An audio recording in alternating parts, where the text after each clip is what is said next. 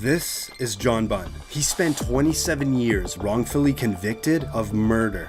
I'm an innocent man, Your Honor, and I have always been an innocent man. While living in Brooklyn, New York, Bunn was only 14 years old when he was arrested by NYPD detective Louis Scarcella. Bunn later spent 16 years behind bars and then 11 years out on parole, where he still fought to prove his innocence. Then finally, his conviction was overturned based on the wrongdoing of Detective Scarcella and the fact that there wasn't even probable cause to arrest Bunn in the first place.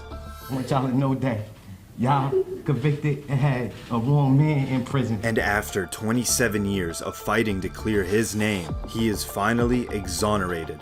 I want to say thank you, Your Honor, because in 27 years, I've been fighting for my life. But before he leaves the courtroom, he has a moment with the judge. Bunn later filed a lawsuit against the city of New York and Detective Scarcella. This is David Ranta. He spent 22 years behind bars for a murder he did not commit. In Brooklyn, New York, Ranta was arrested by Detective Louis Scarcella. Yes, this is another wrongful conviction that's connected to Scarcella. Ranta was put in a police lineup run by Scarcella and was identified as the shooter. But decades later, reportedly, the key witness revealed that the detective had provided him with a description of whom to pick in the lineup. There was no physical evidence linking Ranta to the killing, and the evidence presented to the jury was allegedly fabricated. Ranta was then convicted and sentenced to 37.5 years to life in prison.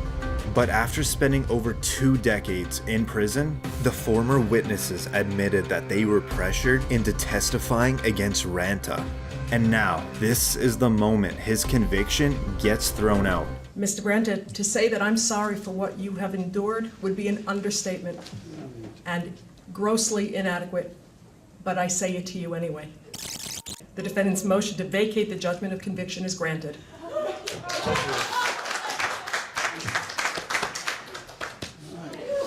After his handcuffs were removed, he hugged his family.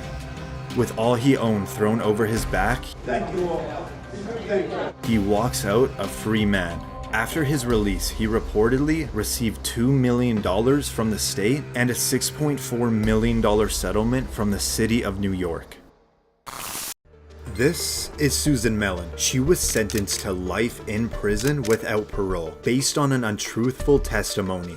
She was 42 years old when she was arrested in Los Angeles, California, at a McDonald's while taking her daughter to get a Happy Meal. But that was the last time she would see her child for 7 years, as she was charged for the murder of an ex-boyfriend. You are under arrest now for murder. Please believe me, I wouldn't do that. Mellon's conviction was based solely on an informant who claimed that Mellon had confessed the killing to her.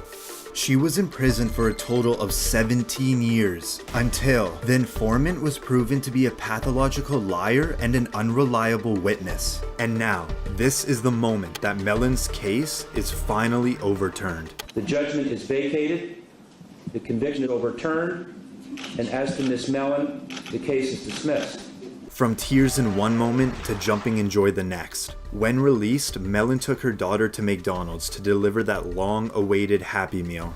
The state of California awarded Mellon $597,000 in compensation, and reportedly, the Los Angeles City Council agreed to pay $12 million to Susan Mellon.